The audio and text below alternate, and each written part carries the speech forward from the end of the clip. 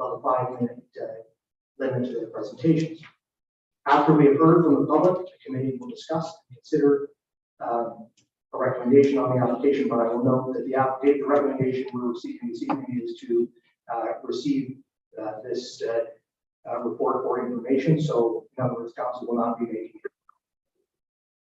just sort of recording this. Anyway, council will not be making any decisions on this application, final decisions on it this evening. So I'll now ask the planner on this file to present the application. The planner. Thank you, through you, Mr. Mayor. So I am presenting tonight, as noted, on a draft plan of subdivision zoning bylaw amendment. The applicant is seeking to construct 14 single-detached dwellings and 15 townhouse dwelling lots along a new municipal road, and that road would be within the current unupgraded road allowance. So in total, there's 29 new residential units proposed. In addition to the subdivision, the applicant is looking to rezone the lands, which are currently zoned planned development to residential first density and residential third density, which would facilitate the proposed subdivision. The subject lands are located in the north end of Southampton. They are west of Bruce Road 13 between Turner and Elm Streets. Total lands are 2.4 hectares in the area. And just for some context for this evening tonight, I will just share my screen if you could bear with me.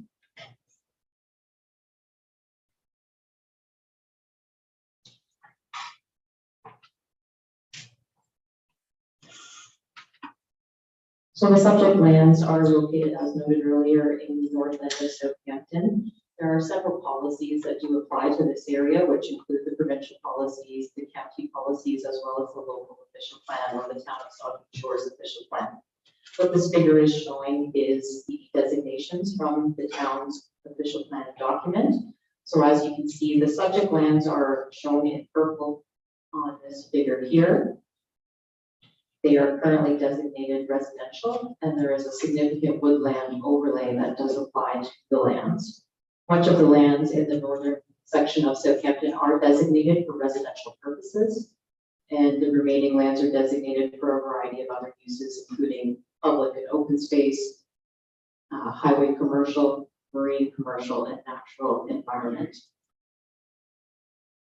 That concludes my presentation for today. I will turn it back to the chair.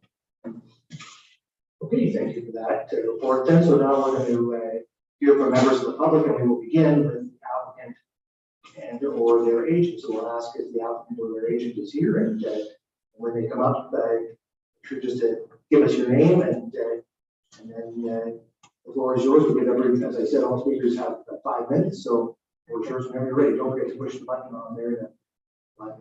And it's on. Yes? Okay. Mayor Charbonneau, Deputy Mayor Huber, Vice Deputy Mayor Myatt, councillors, ladies and gentlemen, good evening. My name is Lane Robinson Harding. We are the Robinson sisters. Kim and Andrea are here with us tonight, and Sister Michelle is joining us virtually. Our parents, Judd and Edith Robinson, were from Hepworth and Allenford.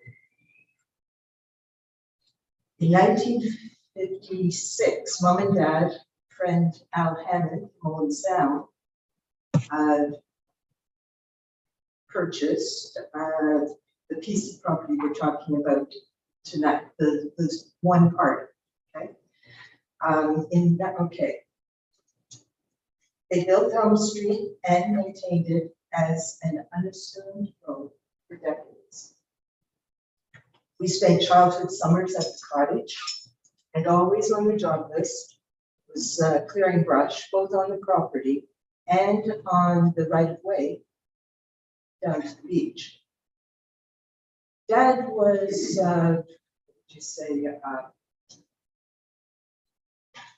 relentless about ensuring that that piece of that access was available at all times. Ms. Robinson, do we mind just speaking right into the mic? Oh, sorry.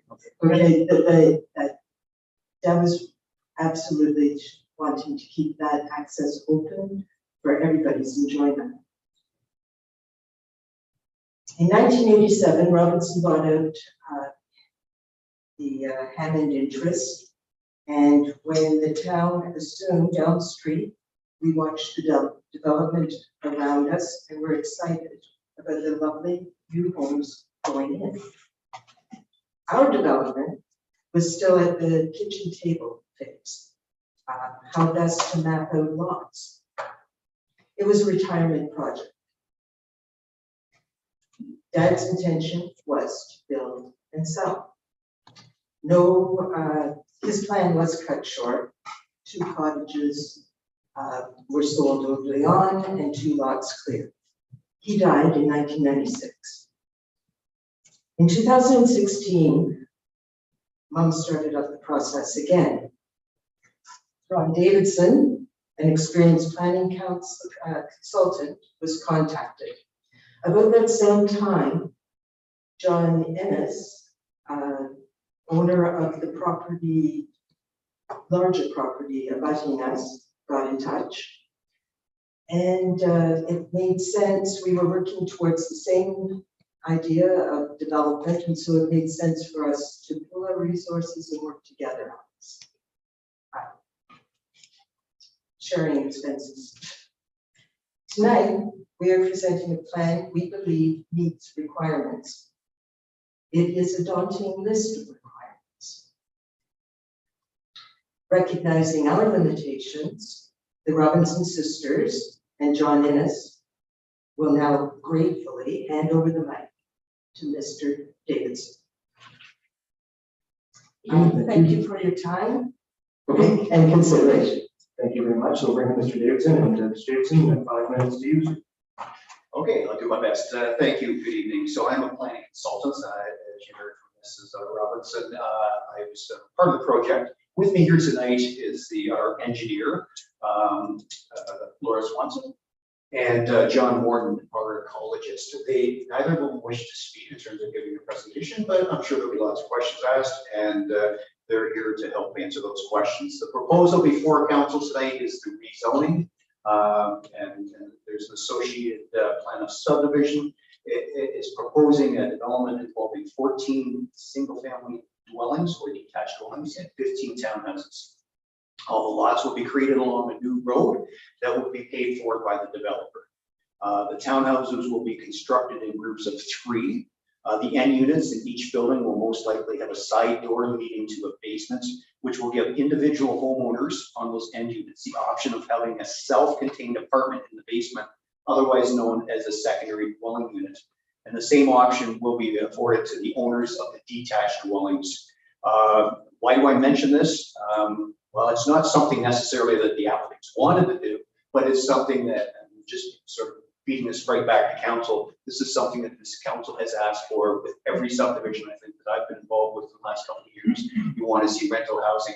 I get that as a planner. You have a severe rental housing shortage. Bottom line is there is the option here of having an apartment unit in some of these dwellings. That's what I'm trying to say. With this application that was filed with the county came a series of reports: an environmental impact study, conceptual stormwater management report, functional services report, archaeological assessment, and my planning report. Planning report, I explained how it conforms with the Saugeen Shores official plan, how it conforms with the county official plan, how it's consistent with the provincial policy statement, and how the development meets the policies of the Planning Act, specifically section 5124, which deals with lot creation. The county official plan identifies the lands and all of Southampton as primary urban community. It requires a density of, pardon me, I've lost my thought here. This development represents a density of 15 units per gross hectare. The county official plan requires a minimum density of 15 units per gross hectare. So we meet the minimum, not by much, but we meet it. The county official plan also requires new developments to have at least 30% medium density development in the form of townhouses or apartments. This is about 51%, so we meet the minimum target. The official plan also at the county level also has policies dealing with natural heritage features such as significant woodlands, and that has been addressed. The lands are designated in the local official plan as residential, so there's no surprise if there's going to be a development proposal built on this property. The county official plan and the local official plan are very similar in terms of what they're asking for. Again, the local official plan requires 30% of the development to be medium density, and we meet that. Requires full servicing. Check that off. These lands are designated, shown in the official plan as significant woodland. In 2010, when the municipality extended water and sewer north of the river, you did an official plan amendment to your own official plan. That came after you did an environmental impact study. It said the development is permitted north of the river in areas that are designated as a significant woodland, provided you can get an environmental impact study on your own property to demonstrate how it conforms with the natural heritage policies of the provincial government and the local official plan. And that has been done. And if anybody needs to hear more from that, John Morton, again, our ecologist, is in the room. We're just going to finish up right here from a land use compatibility perspective. It's a nice mix of detached dwellings and townhouses. The detached dwellings will be constructed on the west side of the new road, and they will let the neighbors detached dwellings. And the townhouses, on the other hand, will be not abutting neighboring detached dwellings. I personally don't believe, in my opinion, as a planner, the townhouses need to be separated from detached dwellings, but it did work out that way, which is good for the neighbors, I suppose. I do know one last thing I'll say about townhouses is that I did hear at a meeting in January that one of the quotes from one of the council members is this town needs more townhouses. We do not need more single family dwelling. So that fits in nicely with that comment. From a traffic perspective, I do realize that some of the neighbors will witness more traffic. There will be 29 more units. I'm not a traffic expert, but I've seen enough traffic reports to know how you do the calculations. There will be peak times a car go by the door about every 3 minutes on Elm Street. Nice thing of it is that stretch of Elm Street is not that long to get to Bruce County Road 13. I realize if you're in that stretch, you might think differently. There is no option to put the road anywhere else. I just confirmed that with their engineer. There was a discussion with the county a couple years ago, and they said you will not be getting an entrance from the county road. Well, that's over 5 minutes. Sure. I was going to speak to odor, but I believe that, first of all, that has nothing to do with our proposal. I think there's a staff member in the room that's going to speak to that tonight. Lastly, with regard to Saugeen Ojibwe Nations, as I'm walking away from the mic, they were not completely satisfied with the original archaeological assessment. They're not ever satisfied with that particular archaeologist. We hired a new one. They met on site. They did additional field work with Saugeen Ojibwe Nations on site. They're fine with it. That's it for my presentation. Sorry, I'm over 5 minutes. Thank you very much. So now we will move on. I assume we've heard from everybody on the applicant end. Is that right? Anybody else other than the applicant? That's correct. So we'll move on now to hearing from the members of the public who we'll start with the folks who are on the agenda who have already sort of submitted their names. And once we've got through that list, I'll ask if there's anybody else in the room who wants to make any comments. So give me a second here. Just get the list. Okay, so the first member of the public we have on the list tonight is Christine Carter. And so I'll ask Ms. Carter to come to the microphone and as soon as you're ready, 5 minutes to you. Okay, thank you.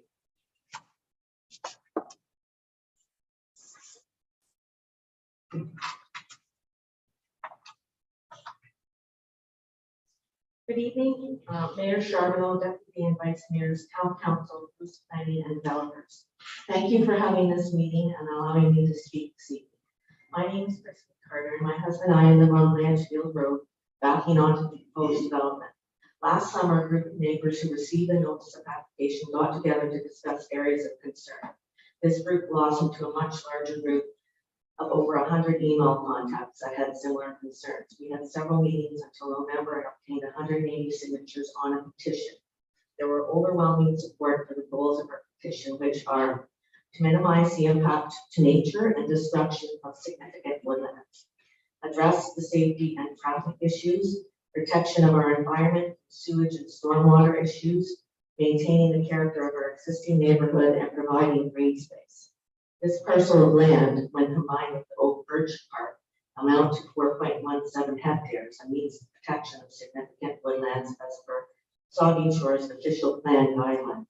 More significantly, these woodlands could also be classified as a wetland where they may meet the criteria.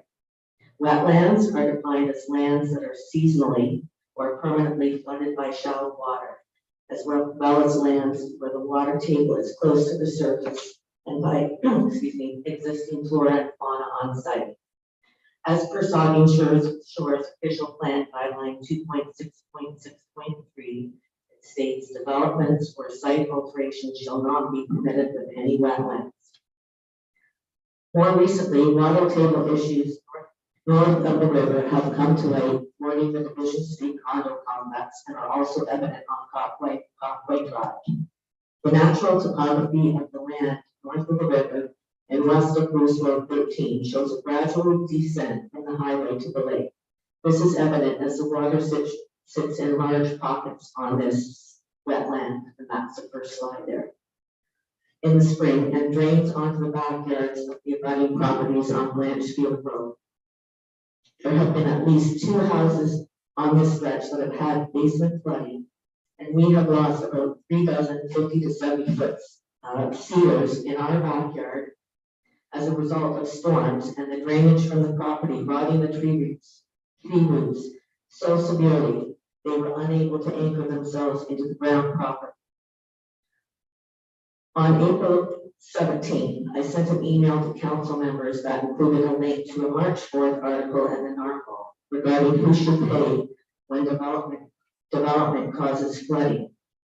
Highlights from this article include developing a wetland doesn't just create new homes at high risk of flooding, it also increases flood risk of existing neighborhoods. And 2, municipal governments say they can't afford to spend more money on stormwater management or environmental planning because the province has eliminated the development charges they once used to fund those things. Wetlands make up a very small footprint of Canada's landmass, but do a wealth of work in terms of water purification, habitat creation, and flood mitigation. They support abundant wildlife that in turn sustain essential ecosystems.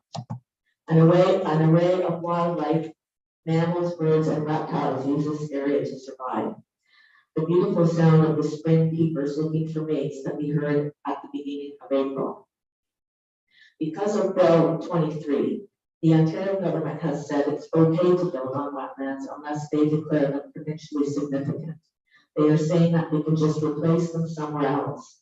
Experts say replacement of wetlands cannot fully replace the ecological functions of the natural wetlands. The cumulative effects of building on wetlands will be disastrous. It also leaves the land around it more vulnerable to flooding and erosion.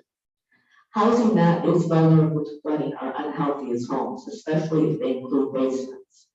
My questions for the developers and planners are will you assure the Blanchfield residents 100% that there will be no flooding of our properties from building and regrading of this subdivision? Will you be financially responsible for fixing the problem if should it occur? And regarding the stormwater report, there were 4 test boreholes to measure the water level below grade, and that has only been measured twice on that report. Once on July 30th, 2019, and again on August 28th, 2019, when you would expect it to be the driest. Trees help to mitigate climate change. Wildfires throughout northern Ontario and Canada are a direct result of climate change. We need to be prudent in a unified goal towards tree preservation. Should this development receive approval, what are the plans to uphold the tree preservation plan? Will there be site-specific amendments that prevent any grading or tree removal within the tree preservation areas that are written into a subdivision and buyer's contract? The environmental impact study recommends a 1.5 meter no excavation constraint zone abutting the tree preservation area to protect tree root systems. Tree roots extend the same distance as the size of the canopy. So will the 1.5 meters be sufficient to ensure protection of the large trees? Many of the tree roots are already compromised by rot and decay due to standing water. Many of those trees in the tree retention area will succumb to wind. once the interior forest, which supports them, is cleared for development. Trees lost in the preservation. So, 5 minutes, Mr. so you just wrap up your comments. Okay, I will do that, yep. Trees lost in the preservation area, buffer for the existing residences provide privacy and views they are accustomed to. We have spent countless hours and thousands of dollars returning our backyard to the forested lot we fell in love with. Thank you for your consideration of these issues. One thought I will leave you with tonight. Do we want to be known as a community who blindly follows the current provincial government's path of destruction, or do we uphold our responsibility as stewards of the land, heeding the warnings of the environmental protection agencies and protecting our most precious lands for future generations? Thank you. Thank you.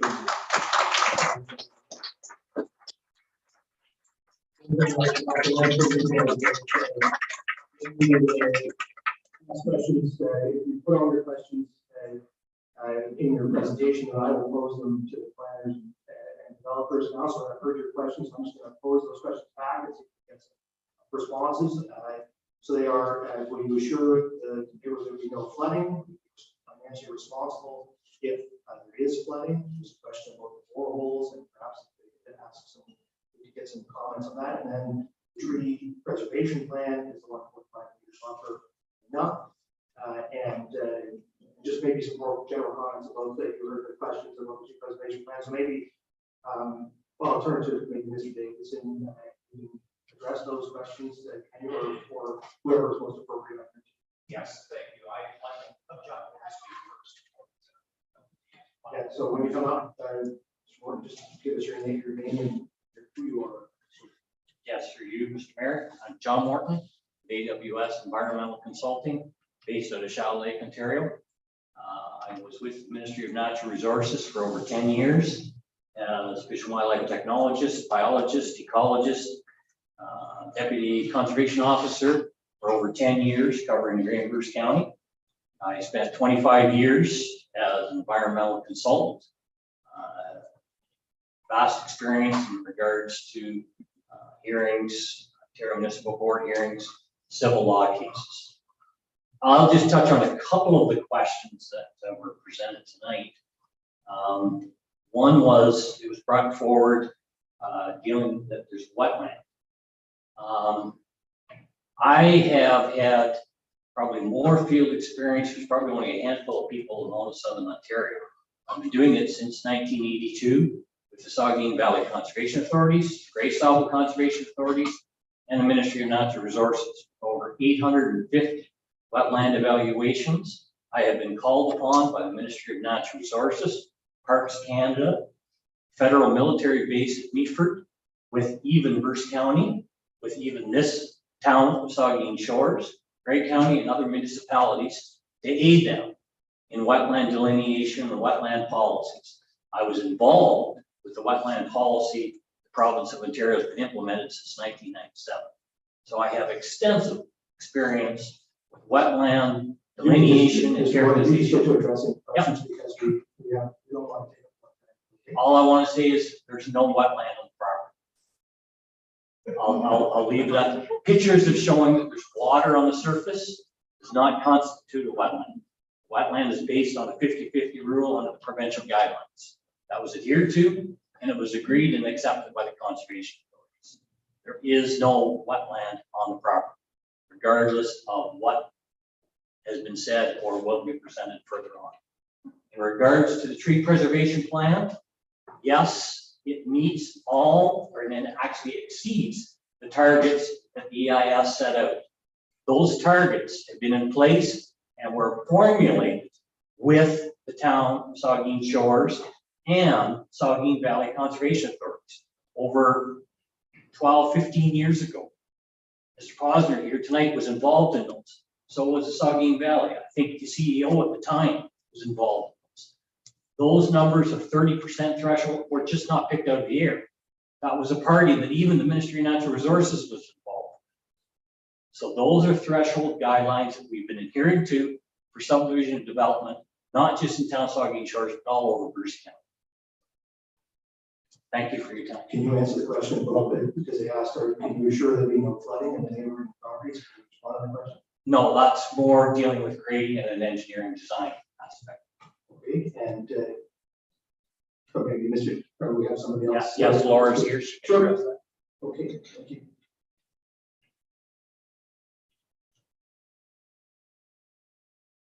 Hi, I'm Laura. Thank you very much, Mr. Mayor, for having me. With regards to the questions about the drainage, I wanted to mention that the existing topography of the site is very irregular. So part of the reason why there is water ponding in various spots is that it just water can't get away because it pools in a spot that's contained, and so there's just no low points for the water to get out. There could also be something happening like in terms of hydrogeology.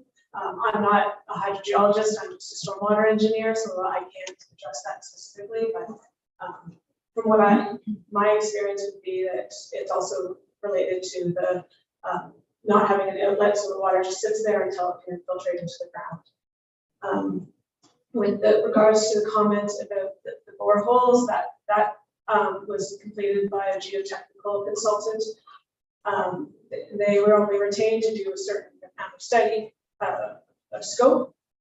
It included two. Generally, I found that they do kind of account for seasonal fluctuations in their calculations, although like they don't do the boreholes or do extensive monitoring.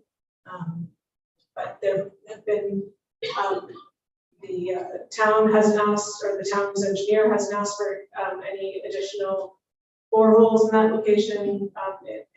From my understanding, the geotechnical investigation had been accepted.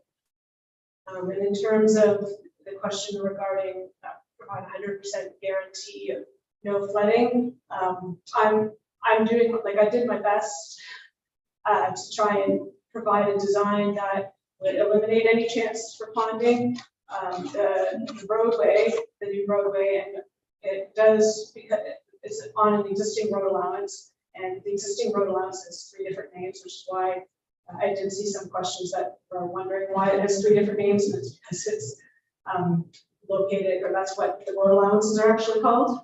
But that new roadway, it's designed to be a little bit lower, so as stormwater comes off Bruce Road 13, stormwater should drain to Elm Street and be contained within the development, because we're providing fill on the other side of the road, on the lake side, to make sure to try and contain any stormwater within the roadway, and then so it can safely be conveyed to the lake. I want to make sure that the stormwater system can safely get stormwater from the source out to the lake, and that's like my priority. I certainly don't want to have any flooding. I'll do the best, but there's always certain things that might happen. We have to make sure that the system is maintained to make sure that water can get out. Sometimes there's blockages that might prevent water, but at the end of the day, though, there's going to be berms along the rear of the lots that are backing onto Blanchfield to an effort to prevent stormwater from going that way. Okay, thank you very much. All right, so thank you for all those answers. We're going to move on to our next presenter, which is who is, I should say, Ron. So let's just Ron up the line, sir. So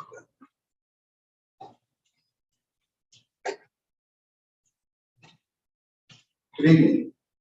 My name is Ed Braun, and my wife Bridget and I, we live at 315 Blanchfield, which abuts up to the proposed subdivision. Thank you for allowing us an opportunity to speak tonight. I'm going to be speaking about maintaining neighborhood character. The town master plan states for new developments to ensure future development maintains the character of established residential areas. And this is very important and was very wise of those who crafted the master plan. New development should not upset existing residents. They should complement and blend in. So what is it that we like so much that brought us to this area in the first place? Character. What is a character? It's a conglomerate of factors. So what's our character? How do we describe it? We have no trails.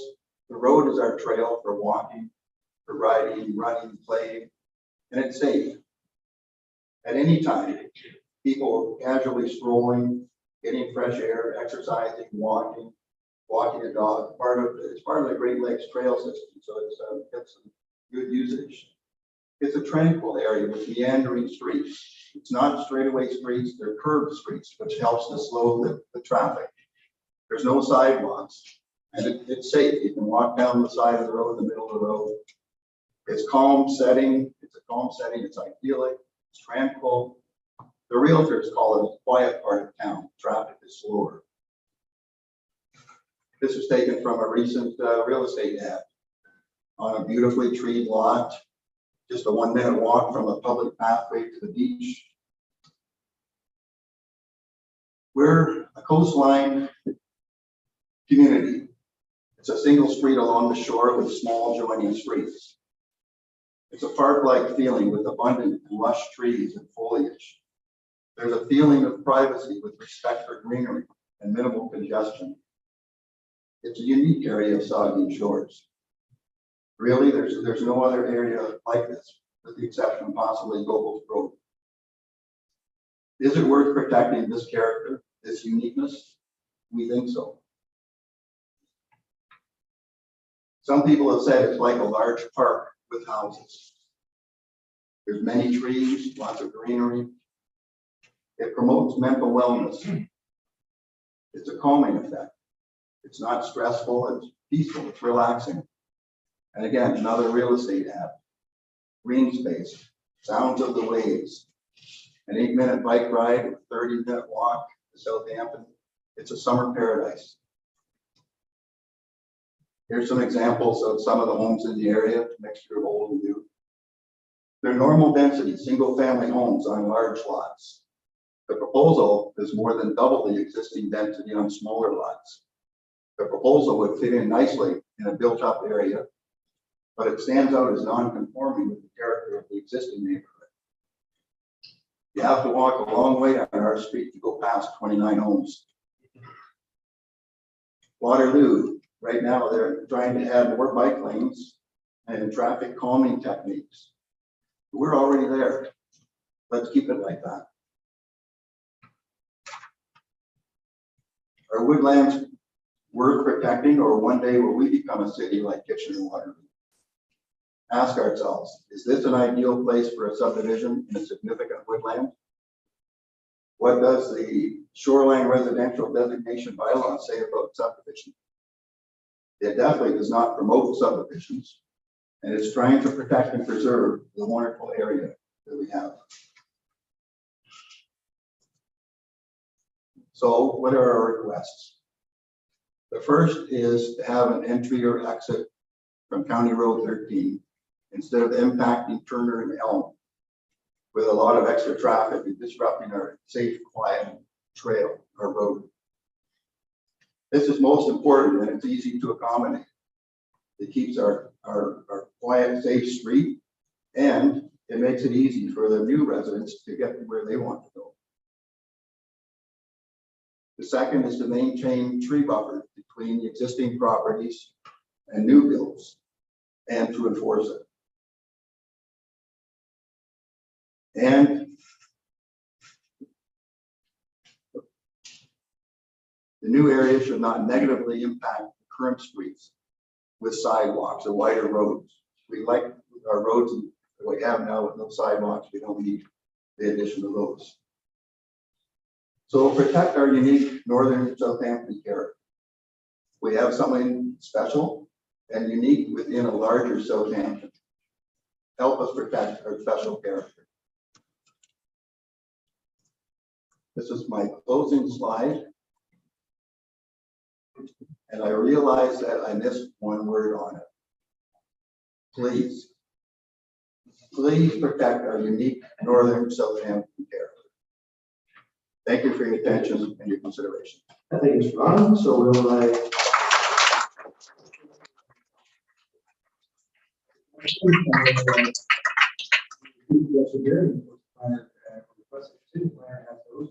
specific questions there, so we'll move on to our next delegation, which is from Mr. Duro. Mr. Chairman. The floor is yours. Okay,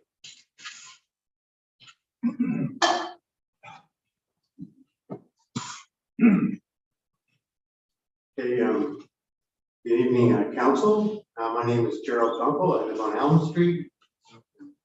Gentlemen up here in the audience. So I'll just get my clicker going here. All right, so also you can see the picture where the plan is suggested. And we're looking at, there we go. So what I want to discuss here is these three elements. Proposal, current scenarios, and recommendation and benefits for access to County Road 13. So our proposal is a direct road access for subdivision, County Road 13. Simple as that. Now let's take a look at this map here. I mean, this layout of the property. The orange line indicates the current suggested development area. And then inside you can see the 29 locations for the homes. The red line you see on your is the proposed, I'm jumping here, proposed road. And so you can see then the County Road 13 is at the bottom of the map. So you get a perspective. We're proposing a direct access to County Road 13. Does it need to be right there? We're not engineers. We're just saying as a positive approach, access direct to County Road 13 is an effective, simple solution. So, first of all, for all the naysayers, right away it's, oh, we can't do it. Other subdivisions have one entry points and one exit point. We go down there, there's Miramichi Road. You can see that. And they've done some double lane things and such, but it's not an impossibility to work with this. Second one is, oh, we can't have any more access points on County Road 13. Oh dear, we already have, you have all the houses between here and Saugeen, we've got around 220 points. So is it a rule or is it a policy? And is it one that should be addressed? Snow removal services and emergency vehicles can't work. It can work, and we will provide suggestions on that. Site, this is the site plan development phase, not what we see on the map is not cast in stone. That's why we're having this meeting. So I'd like to talk about that. And I'd like to talk also about unopened road allowances in the city on their maps that they provide. So let's take a look. A lot of this plan, as the original person indicated, was from the original plan. The original plan from the 60s had dedicated roughly 10 to 11 houses in this area. Of course, back then we weren't like great big farms. We live in times when we need tighter. But if you look at the black lines, the black line, that was the original plan back in the 60s. And then there was a green area in the lower right called park lot. How it was defined, I can't exactly say, I couldn't find it. But there was 11 single homes planned back in the 60s for this particular road. So it was for a plan, this road was designed for this plan, not for the one that was currently had. So what's the differences? Number of homes, 1960s 11, now 29. Type of dwellings, 1960s single family, 2023 increased density dwellings. And let me make this statement, I'm not against people coming in this area to have a home. This is not my talk here. It's how do we work with people who are currently there and the people who are coming. And the last one, number of cars in the 60s, okay, around 20 vehicles for these 11 homes. 2023 based, and it was indicated by the developer, there was going to be basement apartments.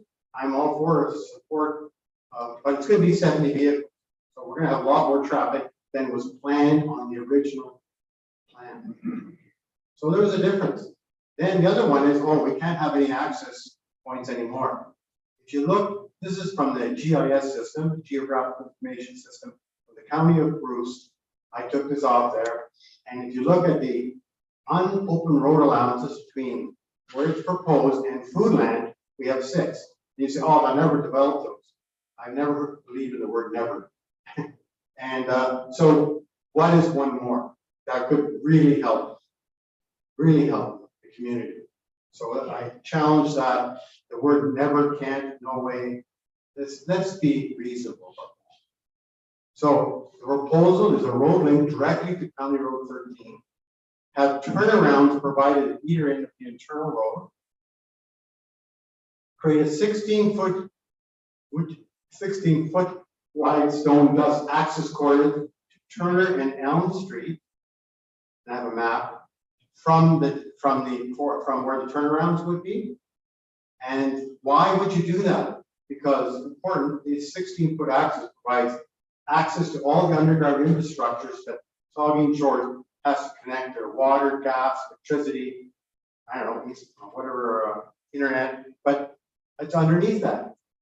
So we're not trying to put a damper on it, we're just saying, because we know you can't run all that stuff up to the County Road 13. Connect it all up, cover it up, and then, so if you look at the map, you can see where the yellow dash line is. Okay, 16-foot access provides a walking trail. The snow can be deposited and it's a cost savings for the internal subdivision. And the landowners get additional privacy. They get a direct egress to the subdivision, and we have a lot more safety.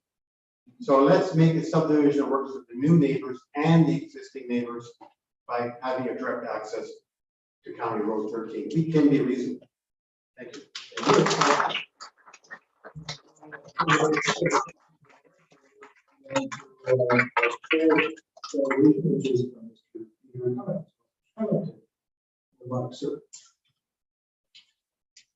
That's my slides.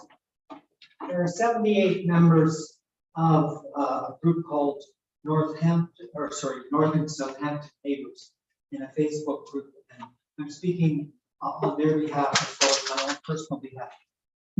And I just dropped the mouse.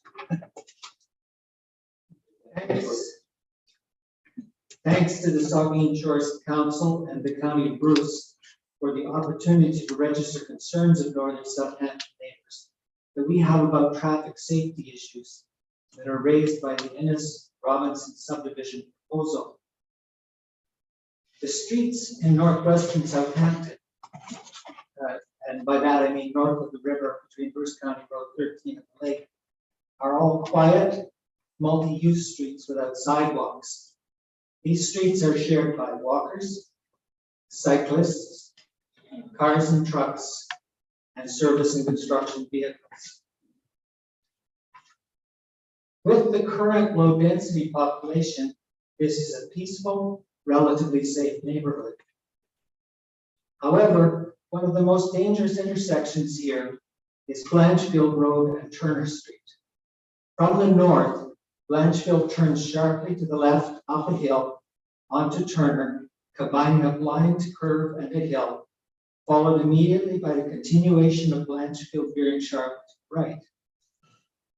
Not much better is the intersection of Walk North of Blanchfield, Elm Street, and Eckford Avenue.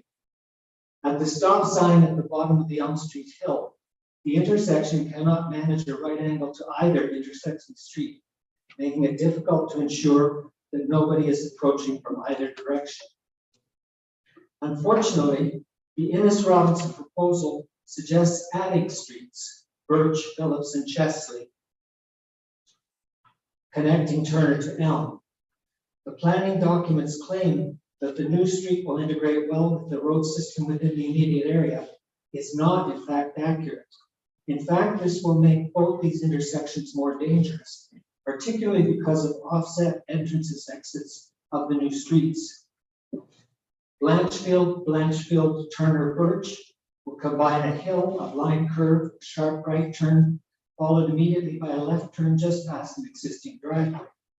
Traffic coming up the hill from Blanchfield will have no visibility of traffic exiting from Birch, while traffic exiting Birch will not be able to see traffic coming up the blind curve hill from Blanchfield North. As for the Eckford, Blanchfield, Elm, Chesley Street non-intersection, the existing complicated meeting of streets would be made even more dangerous, with Chesley joining Elm only 23 to 30 meters away, not to mention multiple driveways exiting here. The claim in the development plan that, quote, the proposed road design results in no impact on the social or natural environment is false. Given the mixed use of these streets, the proposed road design will negatively and unnecessarily affect traffic safety here. Where will most traffic from the new subdivision be headed? To Southampton downtown, Port Albert, Bruce Power, Sauble Beach, or Owen Sound. Indeed, the Innes and Robinson proposal boasts that the very close proximity of the new municipal road to Bruce Road 13 will assist in the efficient movement of traffic to and from this development. To the contrary, efficient movement of traffic can be provided only by making the sole entry to the new development directly from Bruce Road 13, not by creating two more dangerous intersections at Turner and Elm. Instead of the proposed sidewalk on the Innes Robinson internal streets leading to dangerous intersections, a shared pedestrian bicycle pathway access to Elm and Turner streets from the new subdivision would facilitate children catching school buses or anyone walking or cycling to the lake. No doubt there will be increased automotive traffic from the new subdivision. 50 cars, 75 cars trying to access Lake Huron, affecting everyone on South Rankin, Shore, Blanchfield, and Eckford. Notably, only one public access point to the lakeshore has parking, Stubby's Point. How much better it is to encourage all residents to access the lake by foot or cycling car. Indeed, these streets are all part of the Great Lakes Waterfront Trail. By contrast, having many additional cars parking on the streets at lake access points would be more than a nuisance. Surely the town does not want to create the kinds of parking problems that Sauble Beach faces, not to mention the difficulties of emergency vehicles getting past the many parked vehicles. Congested streets are, of course, even more of a challenge in winter for people sharing these roads. In conclusion, to ensure the safety of current and new residents and visitors, all of whom treasure this part of Southampton for its quiet, peaceful woods and water streets. Number one, public automobile access to the proposed Innes Robinson subdivision should be limited to a single entry exit point from Bruce Road 13, with, of course, appropriate emergency vehicle access and turnaround. And number two, shared pedestrian bicycle access to adjoining streets can then facilitate and encourage active transportation rather than creating parking congestion.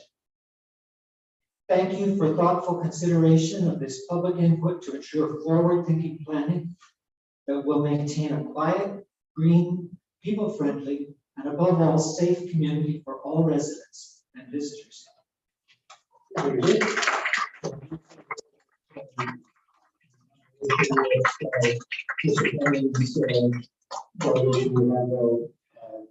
Showing Nelson here as well. Does Nelson wish to speak or no? Okay, very good. So we'll move on. Okay, all right, well, thank you both for your work on that. So our next delegation is from Mr. Mike Finn. Mr. Finn is joining us via Zoom. So we bring in Mr. Finn in, please.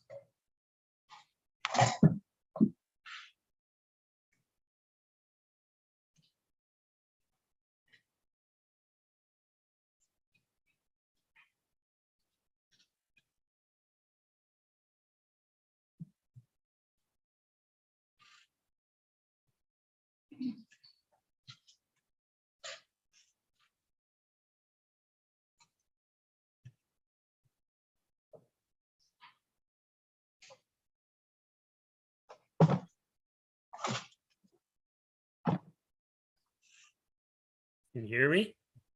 We can hear you, sir, yes. Can you have do we have video of Mr. Finn? My camera decided not to come on. It's been on the whole time. Okay. Sorry. All right, floor is yours, sir. You have 5 minutes. Thank you. There's quite a bit to unpack here. I don't have a prepared speech, so I'm just asking questions. Few of them are sort of along the lines of what was in my last writing, but a lot of it is just kind of picked up here. So some of these questions will be specific people. I don't know if they'll be able to answer them or not. Like Ms. Robinson has been out. I want to say to Ms. Robinson that the last development we had in a planning meeting in this neighborhood was across the highway at Copway. Similarities between these two properties are absolutely remarkable in terms of the height of the water table and the amount of water that's been laying on both of them this spring. And not to mention, certainly on the other one, some cup and ball going on with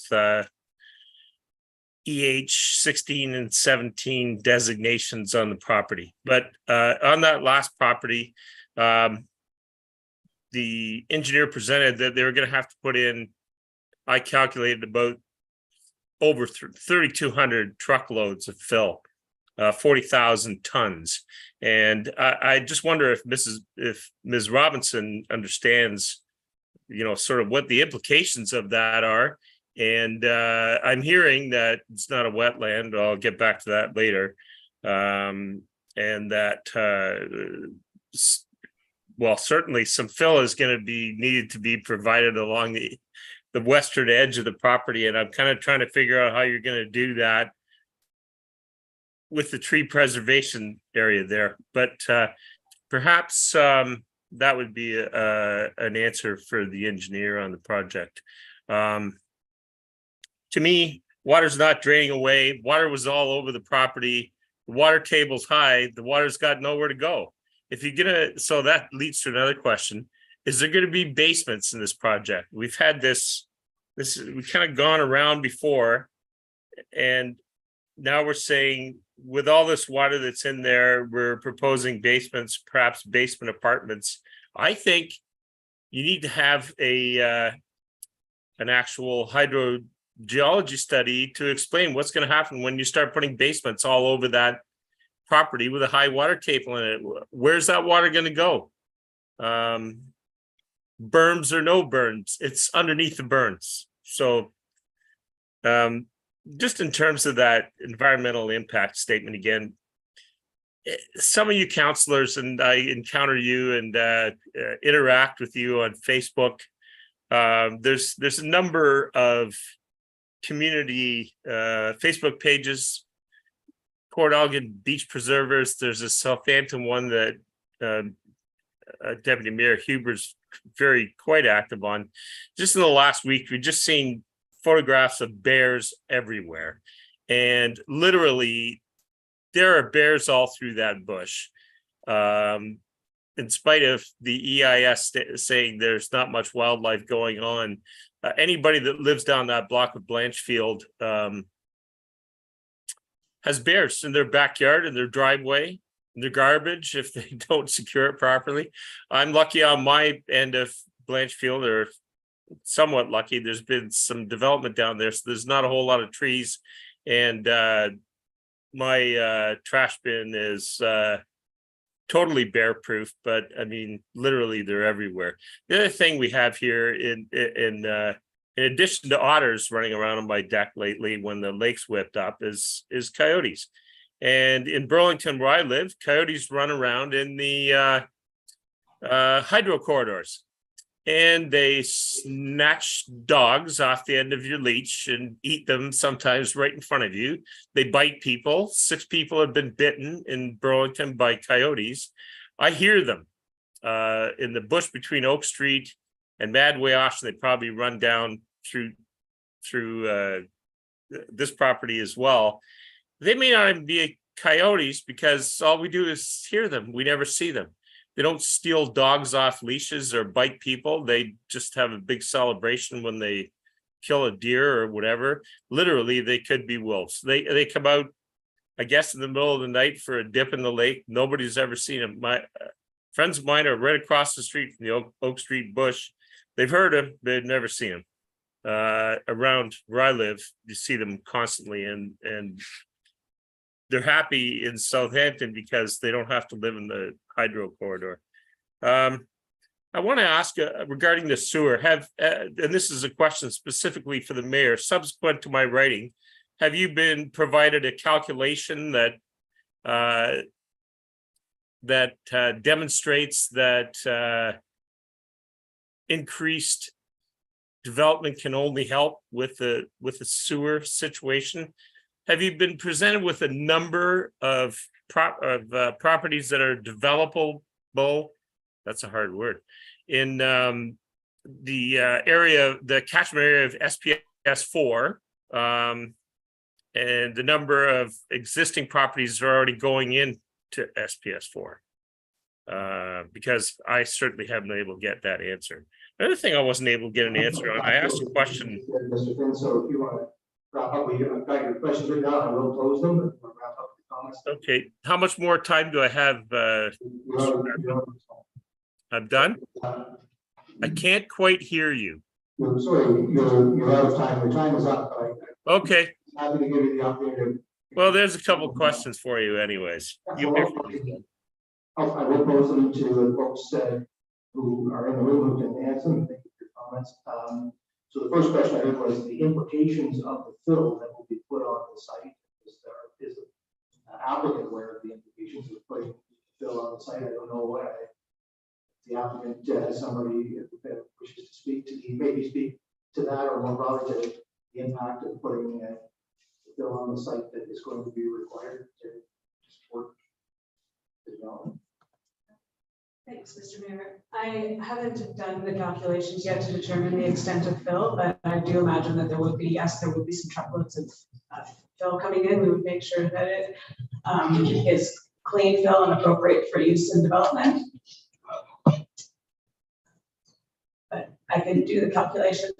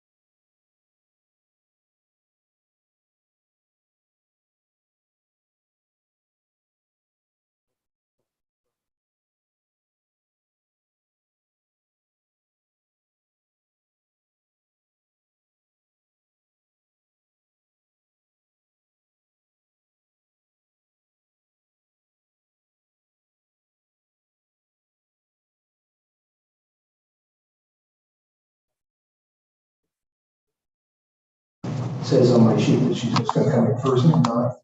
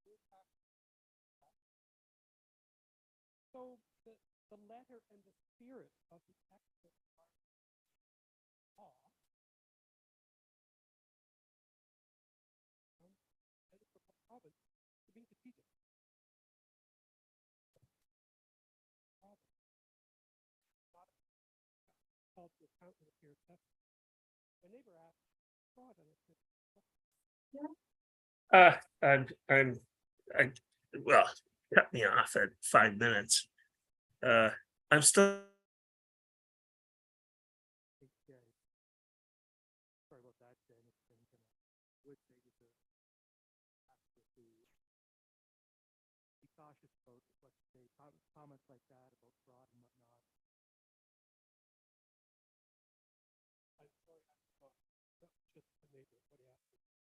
Now, there's been talk about the wetlands, and Mr. Morton says there's no wetlands, and if there had been a formal wetland assessment, I might agree, but Mr. Morton, I've read very carefully, did not do a formal wetland assessment for the guidelines. Maybe he went look at here, but it's not a formal assessment. But there's a big wetland right across the road. And part of the EIS guidelines are you have to discuss the relationship between the basic questions done. What the town bylaws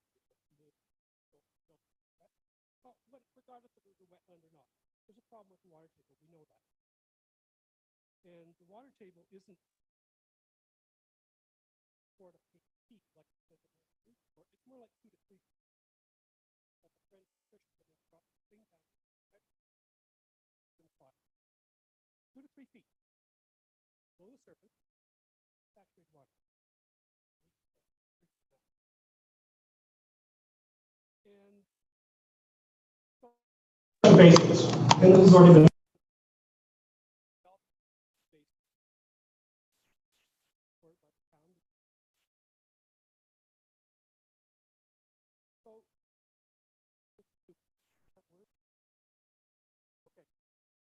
I would prefer if you didn't. Okay. I didn't, that wasn't my word. That was description by architects.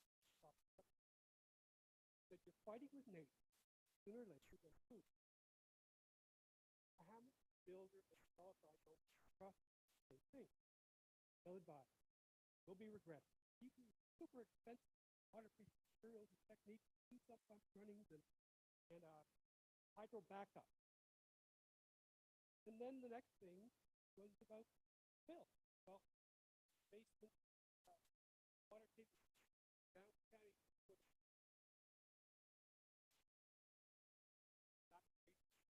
water there.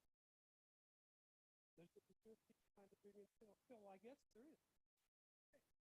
Fill. How much fill? What's it still going to be? How's it still going to affect the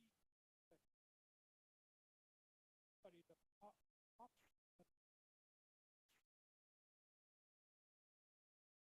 We're not going to talk about appropriate building forms. The board said that all of the requirements are not true, that 0.4 hectares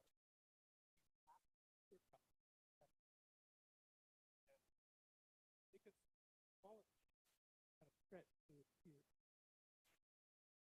And I won't do the traffic.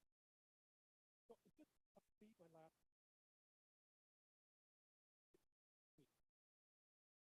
There are 250 pages of news.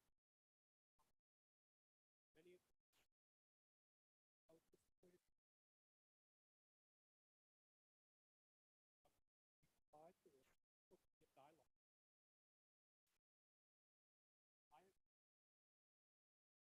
Many requests, but it's answered.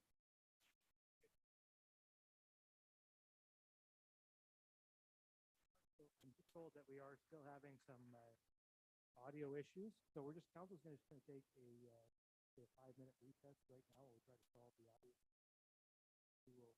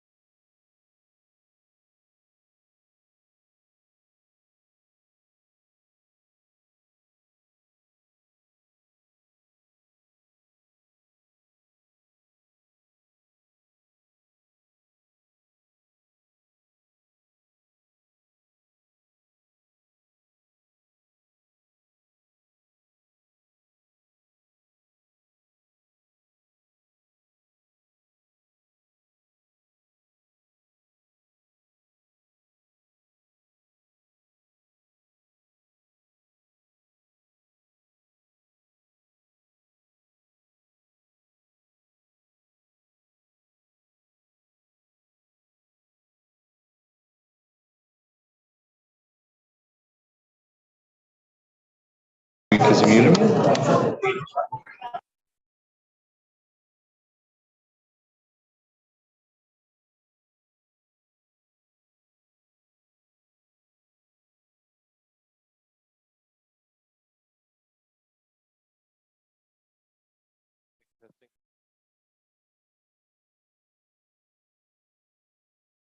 Okay, everybody, if we get everybody sitting back down, it's 7:50 now, so we're gonna get the show back on the road. Sandy doesn't like it speaking too close to the mic.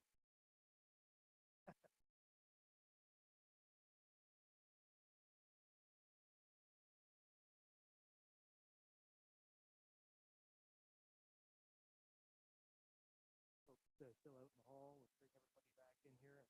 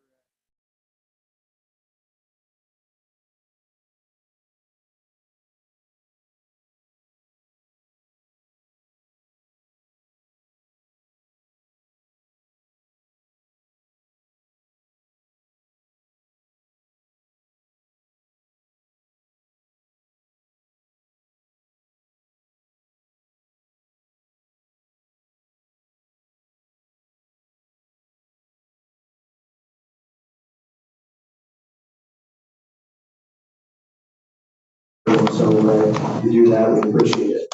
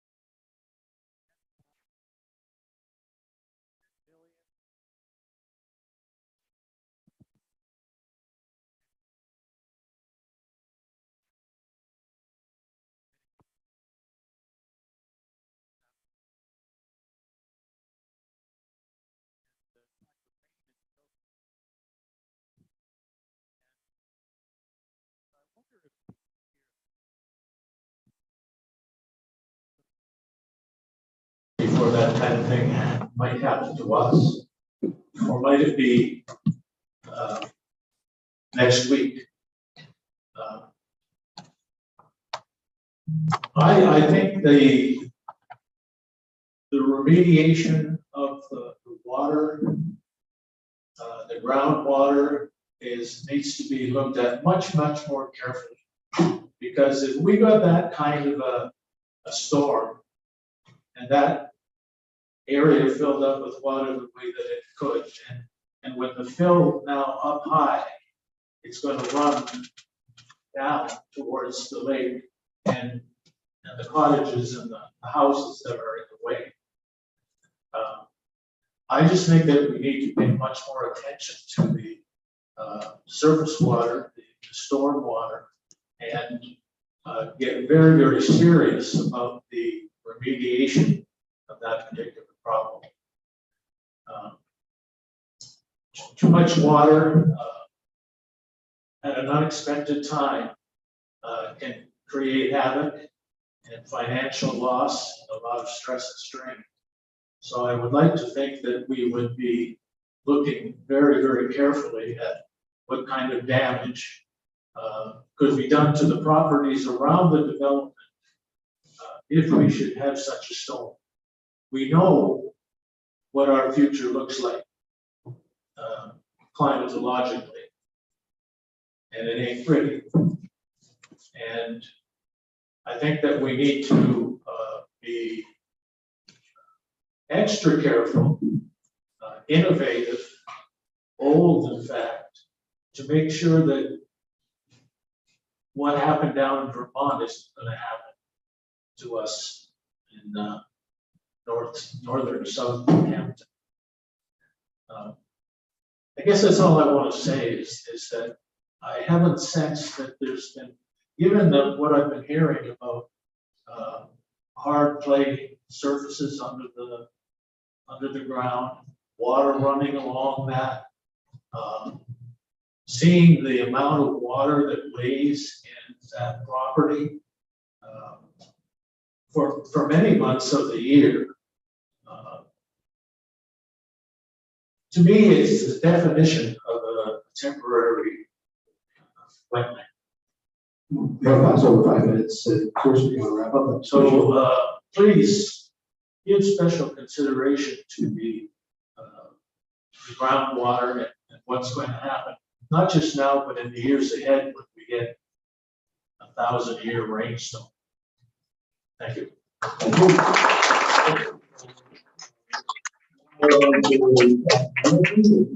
Hamilton here? Hamilton, the floor is yours. Thank you. Good evening to all.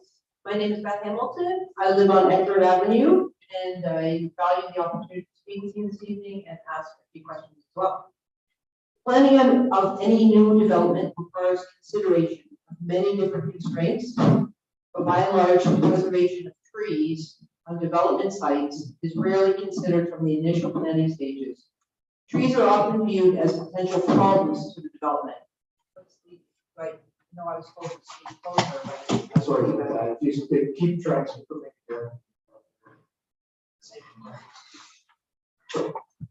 trees are often viewed as potential problems to the development rather than opportunities for assets. However, it is also generally recognized by the community and developers alike that good quality, well-sited trees can make a significant contribution to the amenity of an individual property in the local area and make any new development more attractive and saleable. By understanding which trees are worth preserving and how much space is needed for their long-term survival during the initial design phase, it may be feasible to achieve a harmonious relationship between trees and buildings, and therefore enhance any new development and sustain amenity within the local area. There is always a compromise between retaining trees on a development site and the economic imperatives of land development. It is clear that we, the community, value trees given their environmental contribution, their wildlife asset, and continued visual character of the local area. Retaining trees on development sites is a fine balance between sustaining that resource and the economic development of the land. Establishing priorities for the retention of trees is an important part of the planning process if trees are to be sustained for the long term. Tree retention in this community is given an overall percentage of the existing significant woodland, in this case 30%. Rather than selecting trees based on a criteria of health, longevity, and heritage value throughout the whole development area, not only the perimeter or buffer zones. Tree retention provides privacy to existing homes, and this should also be criteria as part of the tree retention policy for this development. As such, a proper evaluation of the viability, their age, the health, the vigor of the existing trees in the areas marked for tree retention should be done to ensure any non-viable trees, dead or dying, be replaced. ensuring continued privacy for the existing residents and a healthy 30% tree retention for the wider community. Here are 5 questions we would very much appreciate the answers to. Question 1. Is the planning department requiring an arborist report on the tree species present in this significant woodlot? And if not, could this type of analysis be taken into consideration? 2, is developer willing to retain more canopy cover on each lot, not only in the tree protection area, but to maintain the heritage, character, and wildlife currently existing? 3, how will the tree areas be protected if this development moves forward?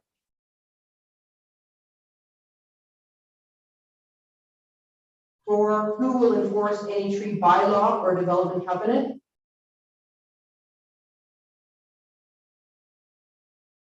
And 5, I believe it was Laura, the engineer, that earlier said that she designed the drainage by raising the grade along the Blanchfield residence side. How can you do that in a tree buffer area without killing the trees? And those are my 5 questions. Thank you, John. Thank you, I really appreciate it.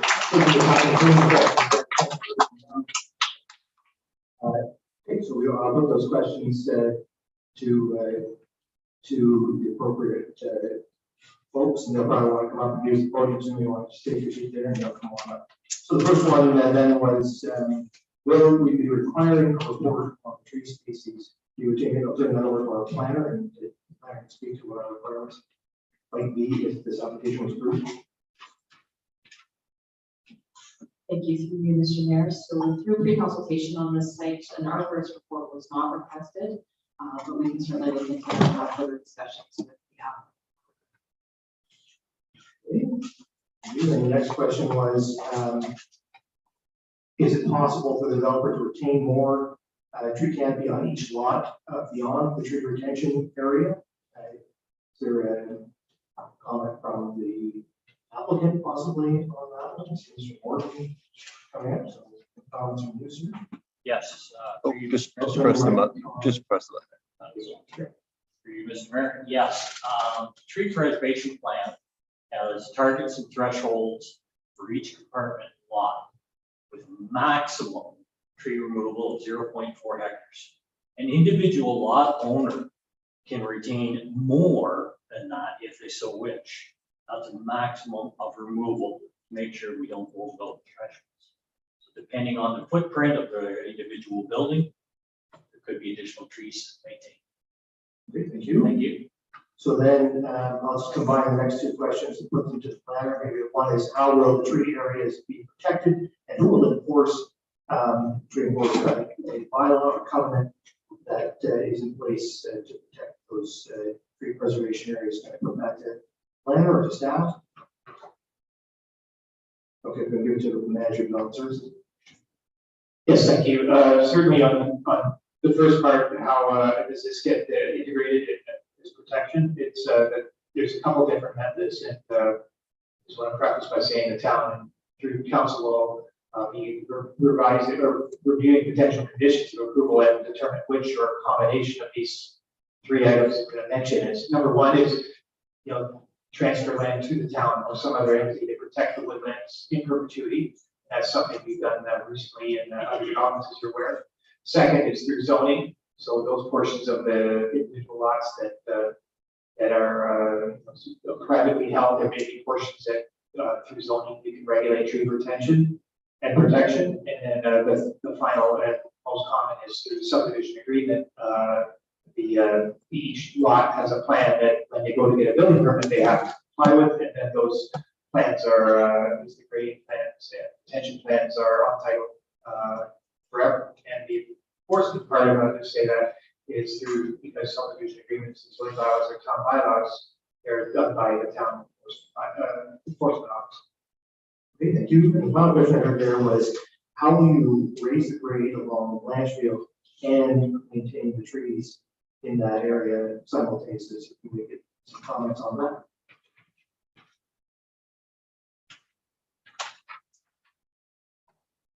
Thank you, Mr. Mayor. we're not gonna put the fill in anywhere with this tree preservation area. The fill is only limited to the areas where development can happen in the designated clearing areas. We also have a 1.5 meter buffer in that area. We're only really allowed 20 centimeters of fill within that area as well. So the answer is basically there won't be any fill along the stretch here. The fill is happening along the town right of way and in the areas that can be cleared. Okay, thank you for those answers. So we'll move on now. I have another question from Ms. Laura Robinson. Ms. Robinson, the floor is yours.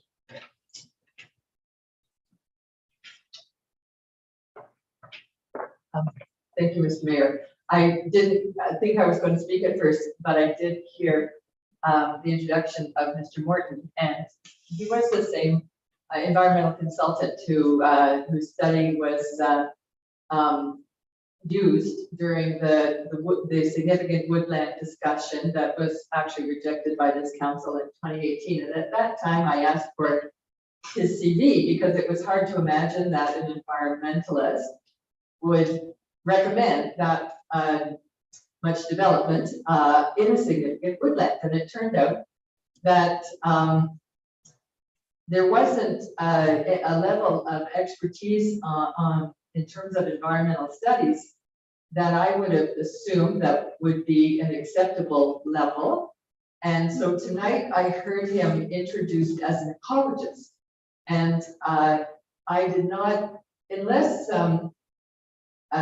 he has received a Bachelor of Science degree and done a master's since the significant woodlands discussion in 2018, that CV that I received, there is no possibility you could call yourself an ecologist with the community college courses that were on that CV. So I don't know why the term ecologist has been used. And then he said that he used the word biologist to describe himself. And I think that I would like to know truly if we have a real biologist, does he have at least a master's? And has he met the kind of standards necessary for expert reports, truly expert reports? And I think one reason why we have heard so many people question what is going to happen to the environment in terms of groundwater, in terms of surface water, in terms of trees, is because I think there's a strong possibility here that we don't have anything close to an expert report because we don't have an ecologist and we don't have a biologist. But I'd be willing to hear Mr. Martin's response in terms of his actual expertise on that. Thank you. We will certainly give Mr. Morton an opportunity now, since he's been raised, to respond in terms of his qualifications.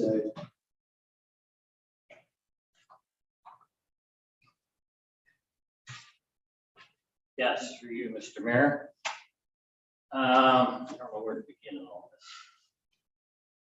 I have represented numerous agencies. I have worked in numerous departments. Ms. Robinson believes that accreditation can only be done through schooling. That's incorrect. Absolutely incorrect. I have appeared in front of judges, JPs, politicians. When I was with the Ministry of Natural Resources, it was recognized that once you have done so many years in a particular field, you can be accredited in that field. It's documentation and it's literature by the North American Ecological Society, by the University of Guelph, and numerous educational facilities. I was retained and I worked as a biologist for the Ministry of Natural Resources, as an ecologist for the Ministry of Natural Resources, and as a deputy conservation officer. I was also the senior fish and wildlife technologist for Bruce County for over 10 years. My qualifications have been groomed and have been looked at, I said, at many Ontario Municipal Board hearings and at civil cases with lawyers and judges. And I have been accepted as an expert witness in biology and ecology and environmental guidelines.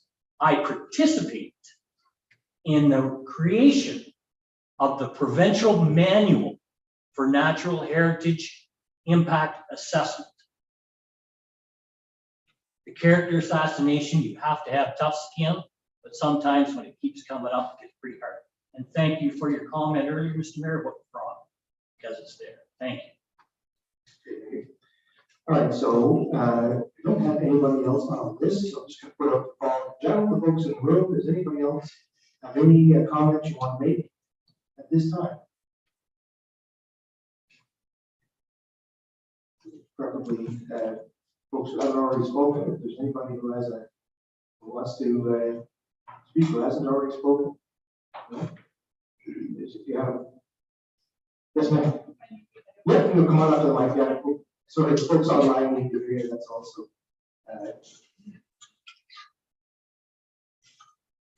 Yeah, make sure when you come up to state your name for the record, please. Hi, my name is Sue Angel. I live on Hemlock Street. One of the issues, I think, with the traffic, that concern the traffic, I've lived there roughly 6 years. There's been a lot of development on Hemlock, thus a lot of removal of forestry.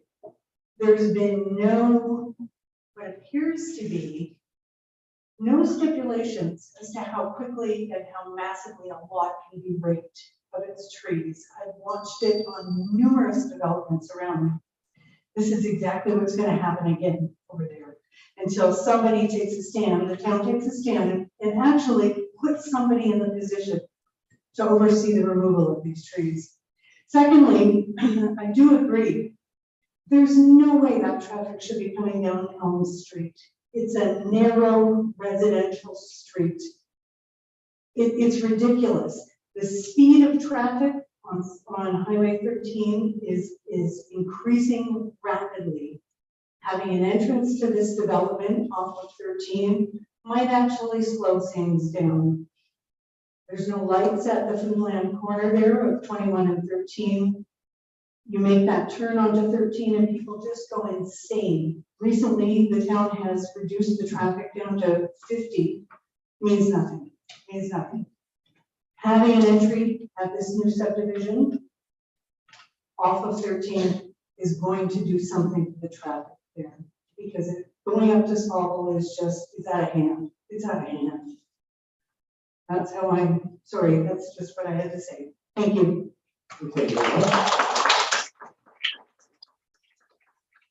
Anybody else who wishes to say at this time?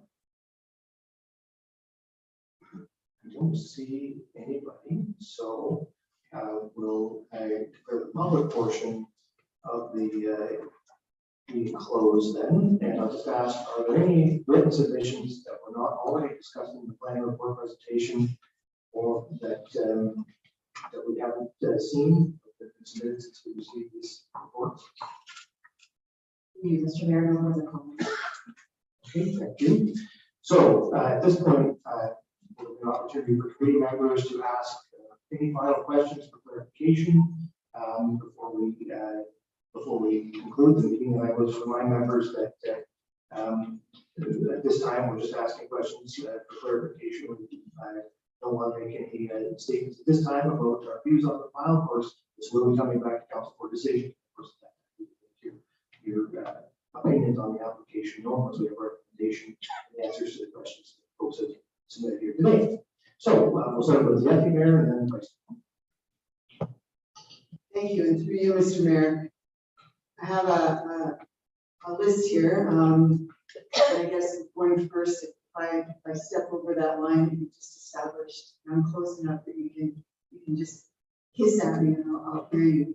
I did want to though, and I don't know if you want me to ask questions and get an answer for basketball, but Ms. Angel she had a question in there that might not have been worded as a question, so I'll start with her comment related to the removal of trees. I would appreciate a comment from the town as to if we do approve this and we have a tree retention policy in place and we have, site plan is indicating certain sites are supposed to be untouchable.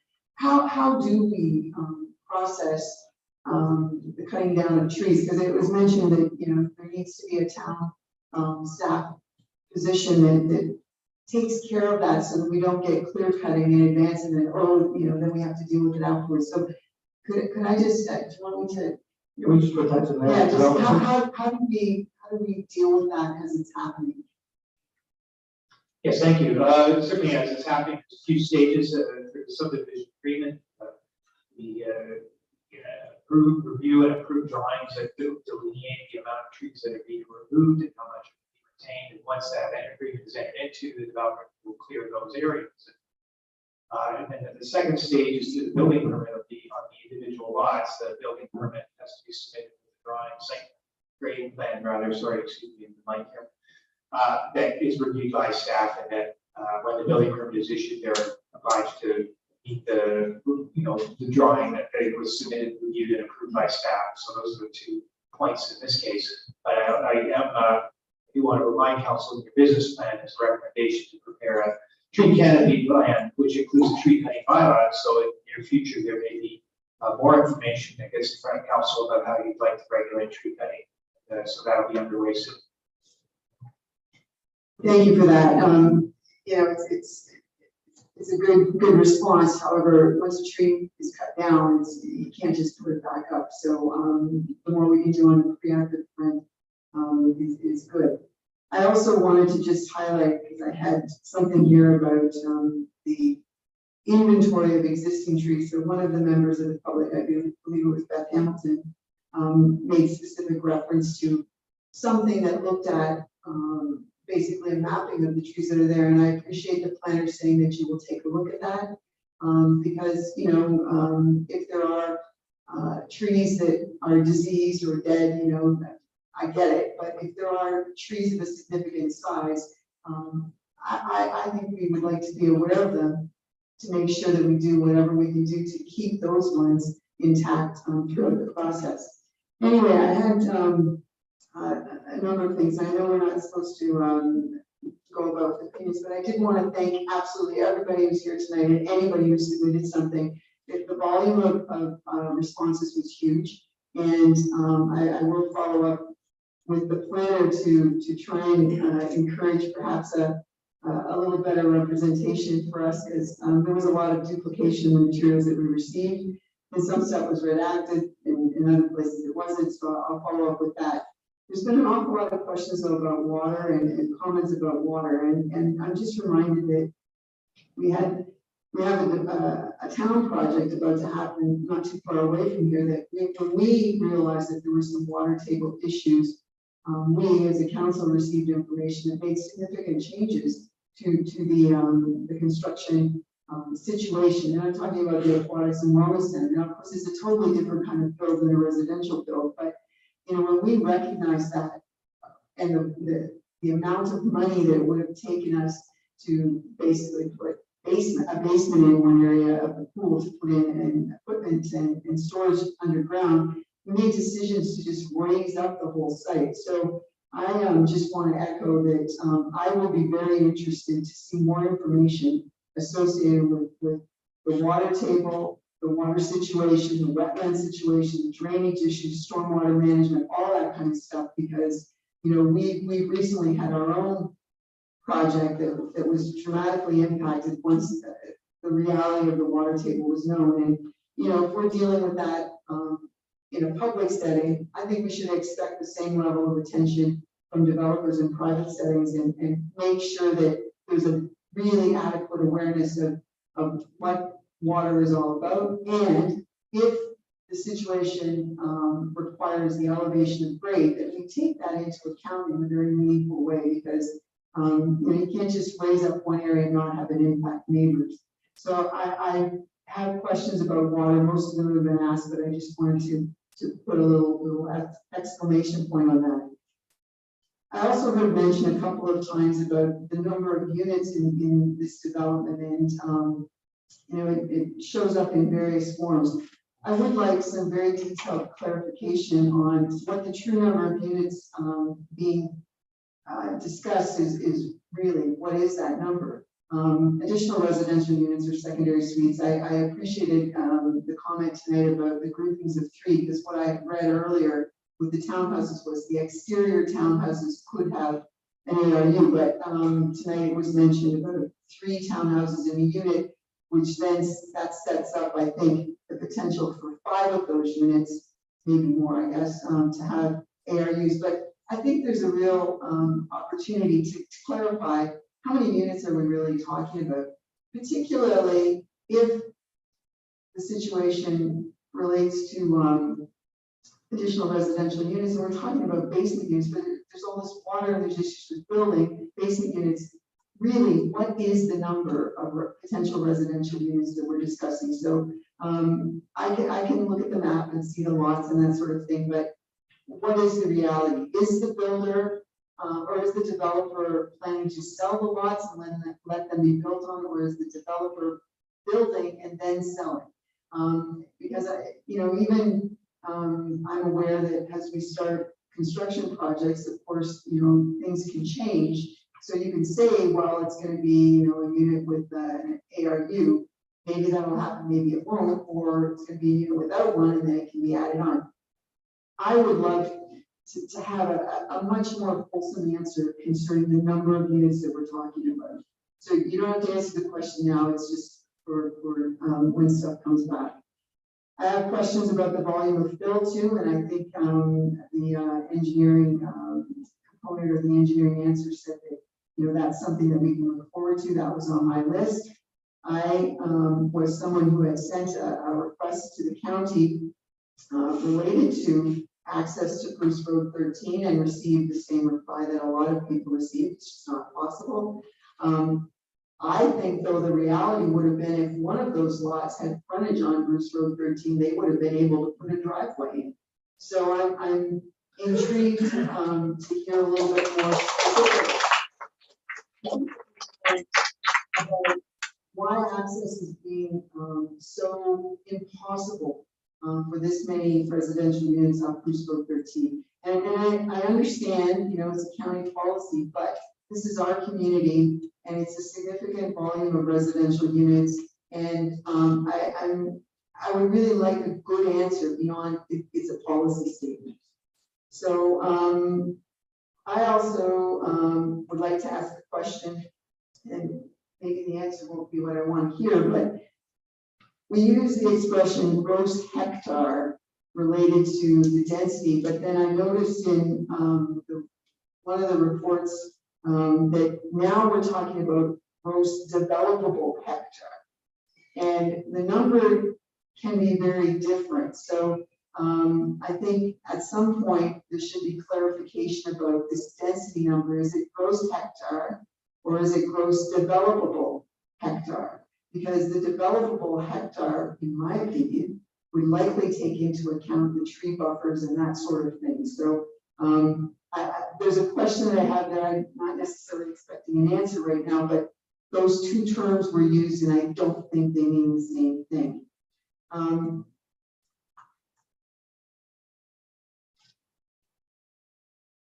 I did want to ask also about the parkland situation, and I'll maybe reserve those questions so that I can give other people some time to speak. But Mr. Posner related, and I apologize today, everybody's title has changed since I came back on council, and they've even changed since I've been back on council, so I'm not too sure what some titles are anymore, but I believe you're the manager of development, is that correct?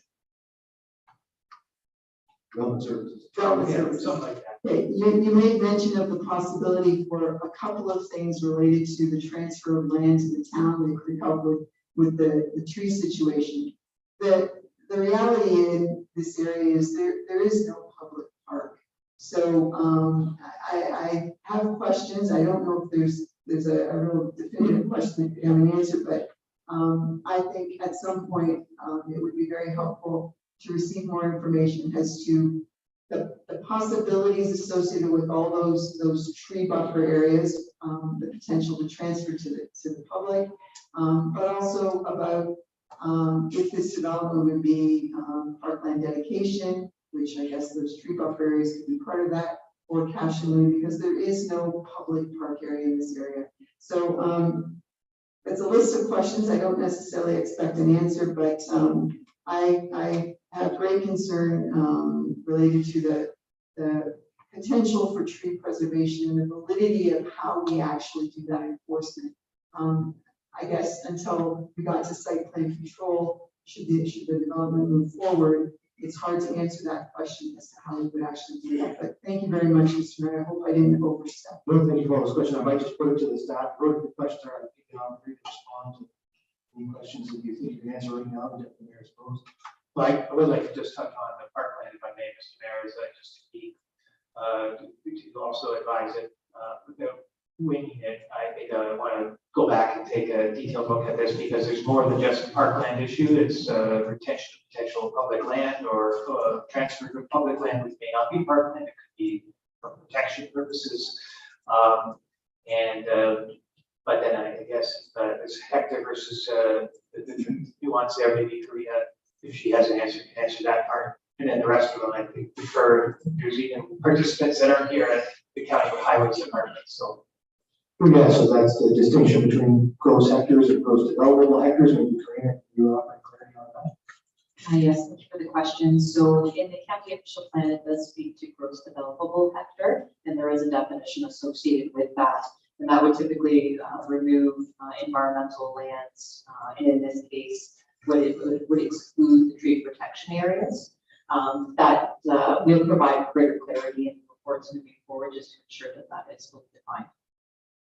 Okay, thank you. So I have the vice deputy mayor next. Yeah, thank you, Mr. Mayor. I just wanted to comment, piggyback a little bit, but the deputy mayor talked about the green space, and there is a deficiency north of the Saugeen River for green space for parkland, and I saw this as a good opportunity to address that today. So I'm not going to repeat too much what the deputy mayor said, but I think anything we can do to build in more green space north of the river with this development, that would be a good thing. So that's addressed in the report with parkland dedication.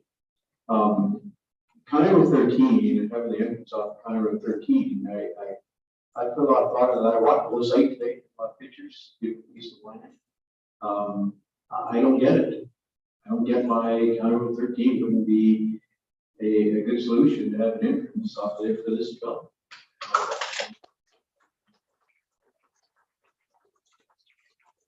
I think county and staff need to take a look at it. I know it's not no here tonight, but I think we need to do whatever we can do to take a look. Natural hazards, I'm just going to read Hurricane Hazel, flood event, elevation. I'm just going to read quickly here, but SPCA, Saugeen Valley Conservation Authority, has a map that indicates the subject property is not directly affected by that. However, there is a regulatory floodplain east of the property crossing County 13 that appears to be contained by Bruce Road 13. The site grading plan contained stormwater management before it indicates the majority of subject property lower in elevation compared to the event. We talk about such.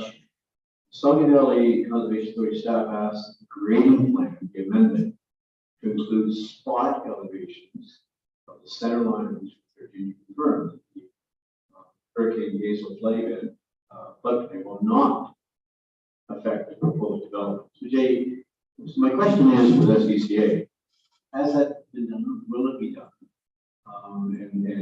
I guess that's my question. Has it been done?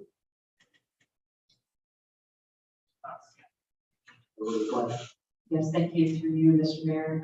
So the Conservation Authority did make that request for the detailed grading plans, including the spot elevations on County Road 13. They were supplied that grading plan from the consulting engineer through Mr. Davidson, and have confirmed that there would be no natural hazards impact the site. I think that's important. I mean, it's been mentioned several times that I read all 147 pages, by the way.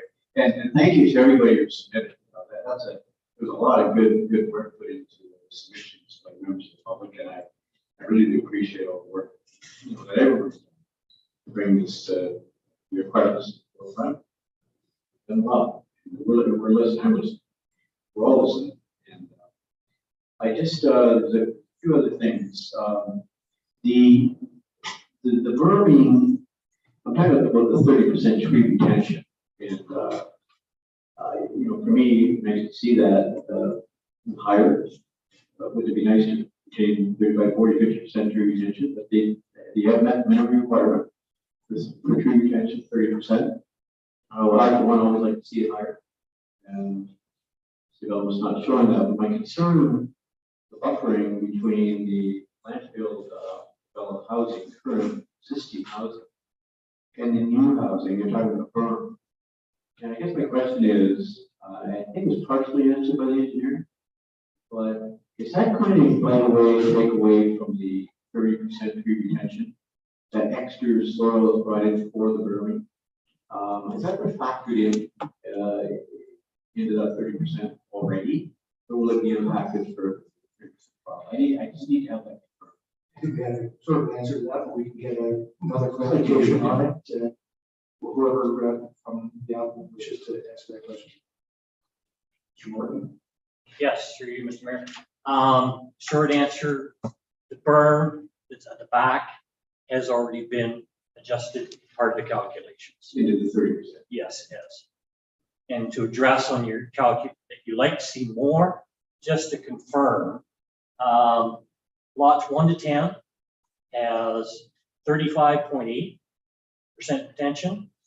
Lots 11 to 12, 33.3. So they have exceeded that threshold level. So there's more, and there still could be more trees on individual lots. Thank you. That's what I'm meeting. Good to you, Jay.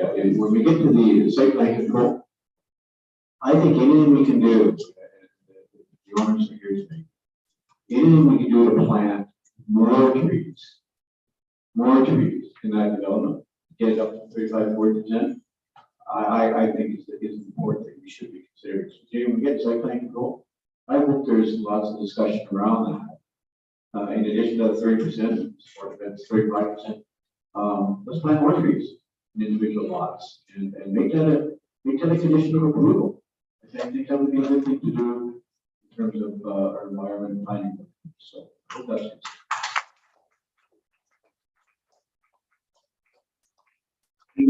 I heard about the water table, and I just need clarification from someone. Is the water table 2 to 4 feet, or is it 4 to 8 feet? I'm hearing conflicting reports. What study was done? What study was done to determine where that water table is at? We're talking about basements here, and that concerns me when I hear 2 to 4 feet. I don't know what it is. Confused, because I've heard 2 to 4, I've heard 4 to 8. So what is it? We don't tell me to comment on that from maybe Glenn or the applicant's engineer. Thank you, Mr. Mayor. That study was done by the geotechnical consultant, just as a result of like their scheduling, and their scope of work. When they did their monitoring, they had only done in the summer, and so the elevation I think at that time was 1.2 meters to 2.4 meters down. But like I do acknowledge that in the springtime, the groundwater table will be up higher. There is probably a requirement that they'll have to do some kind of assessment in the future to determine if the extent of the groundwater that they might have to remove for the installation and construction. And so there'll be more studies probably completed in the later stages, which would be more detailed to determine where the groundwater table is at that time. Thank you. Last question I have, two more just quickly. Neighbors seem to be very concerned about the intersection of Turner and Blanchard, Turner and Birch. Was there transportation study done for that area? If not, why not? Who's got that one, manager, development services? Yes, sir. During pre-con, the town did not require a transportation impact assessment given the volumes that were there. But as you know, council, and we have not provided any final comment or recommended conditions of approval. So if there's a concern that can be addressed, so we can certainly look at it again. Thanks, John. I just grab one voice, but I think that just to resolve that issue with, neighbors are very concerned about those intersections. And I think that for peace of mind, the council needs to know, right? How are we doing? What does it look like? Is it safe? Should we, how are we changing the intersection? Too much traffic we put on those roads.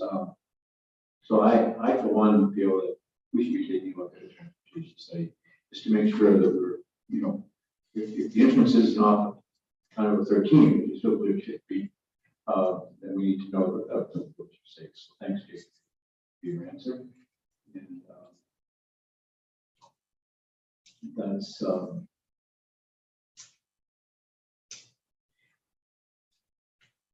just one last comment, and up here. Tree retention in this community. I just, Lord Alvin Place. Take a look at Southampton Landing. They got the 30%, but take a drive through sometime.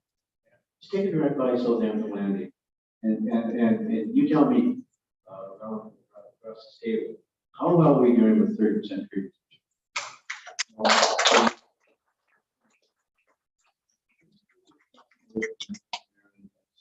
Frustrated with we're talking about 30% tree retention because a lot of cases not happen. Anyways, thank you. Thank you. Yeah, thank you. All right, so I have Councilor Dwinsky and then Councilor Albert. Thank you very much, Mr. Mayor, for you, and first of all, I'd like to thank everyone for coming out and making presentations. If they did so, if only to listen, thank you for that too. The file is huge on this particular subject. I'm glad everyone took part with writing letters and what have you. Thanks again. And I guess I'm going to sound like a broken record here. And that is access to Bruce Road 13. It can't be done because of county policy. Well, time to move into the 21st century, policies change. And we need these to change. With this development. Mr. Mayor, I would ask as our representative at County Council if you can bring this up in some shape or form, because we solve this problem and it solves all the traffic problems that everybody has talked about here tonight. And hopefully we can get an answer from Bruce County before this comes back to us. Thank you, sir. Just comment. Now, to take a look at what the correspondence between the town and the county has been on that question, I will say that the design of roads, traffic movements is a science. It's something that has to be evaluated scientifically. And I don't want to say that access to County Road 13 is without pitfalls either, right? Those all have to be evaluated. And they have to, so I think they need to carefully look at the impact of what's proposed, carefully look at the impact of another access to County Road 13 and choose the best solution for safety and folks inside in the neighborhood on County Road 13, etc. So I think it's something we can certainly raise with the county groups. I don't disagree that policies can change, that additional access is maybe possible on County Road 13 on the basis of an analysis, not on the basis of anything but that. That's always how we should design roads. So I comment on that, but certainly work on that. I hope to hear more in our next planning meeting or our next meeting related to this, perhaps from the county, about their explanations for why they are of that view and whether or not an additional analysis could be done, which might alter their view on that subject. Councilor Hellman. Thank you, Mayor, through you. First of all, I'd like to thank everyone for your comments. I've read all of the comments, and that was a daunting task. And I read them, and I am listening. When it comes to the issue of density, I like to throw out a number. It's 300 acres. It's 300 acres a day of farmland that disappears in Ontario. Density is a good and lasting environmental choice. There's only so much farmland, and we're not going to get one. I also am not opposed to an entrance off the county road. That wouldn't bother me. And the other thing for the proponent, would a hydrological study be in order? Is that would be something that you would be willing to do to alleviate some of the fears surrounding this development? Thank you. Sorry. Oh, and I did have one other question. Would it be possible for the tree retention area, when it came to zoning and site plan, for the tree retention area to become an EP area, environmentally protected area? Thank you. Well, maybe the one question, that question probably be better put to our planners. So maybe do you have a comment to that either? Well, just that to affirm that we have used that before, where there's a land to be protected as tree retention or a no cut area or limited cut, we've used the moniker for EP just to make it clear visually that it's meant for that purpose. Okay, and maybe is there anybody from the planners team or the applicants team who wants to talk about hydrological study and the merits of that?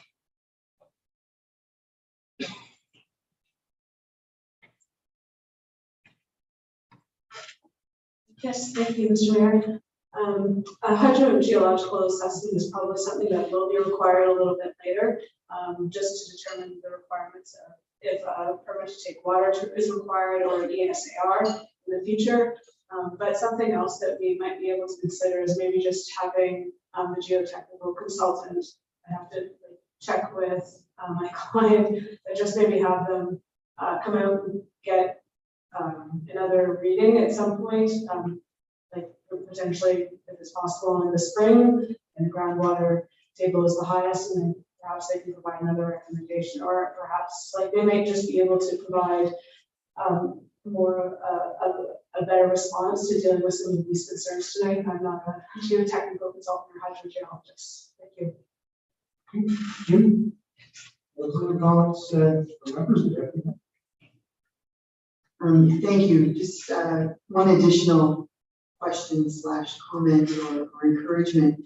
Quite a few people mentioned character, and I've spoken about character many times at planning meetings. We recently had something come through council that was design guidelines related to existing neighborhoods. I believe that that would be something that should be taken into account here. But also many questions or many comments, questions were made related to the construction of the road and just the neighborhood being a place where a lot of people walk and ride their bikes.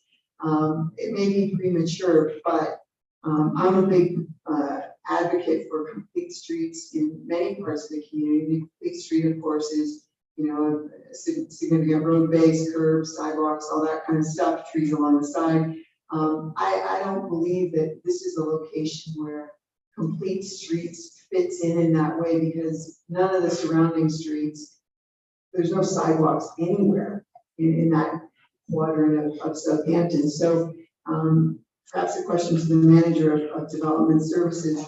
Would this be an area where we would try to utilize the new design guidelines for existing neighborhoods in terms of encouragement, should the application go forward? Or, and in addition to that, how do we influence, because I like sidewalks in a lot of places. This is not a place where we need a sidewalk though. So, how do we make sure that comments coming in related to different treatment of the shoulder to enable perhaps a safer walking situation, or biking situation?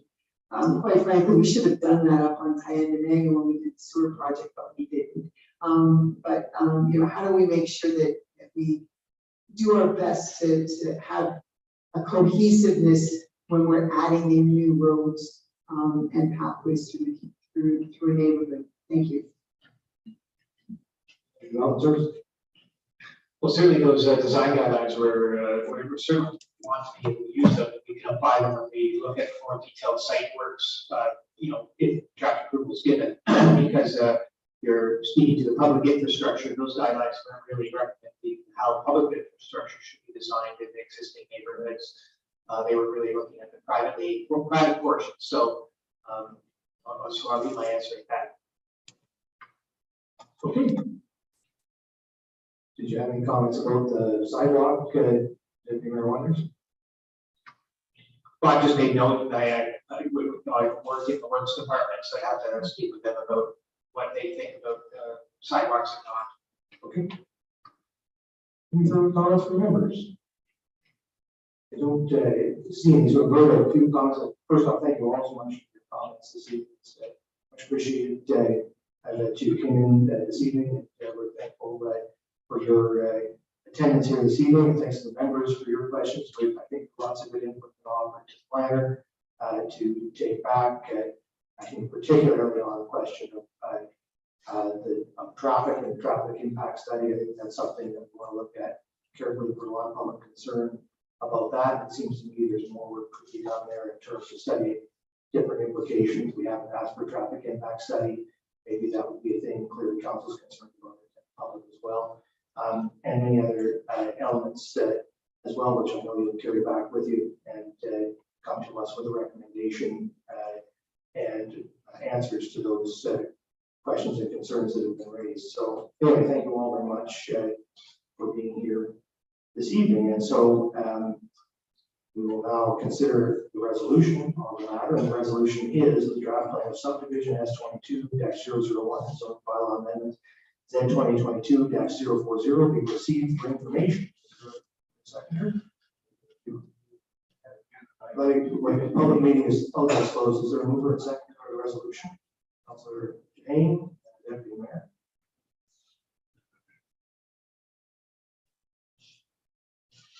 All right, any questions or comments? If not, then all in favor?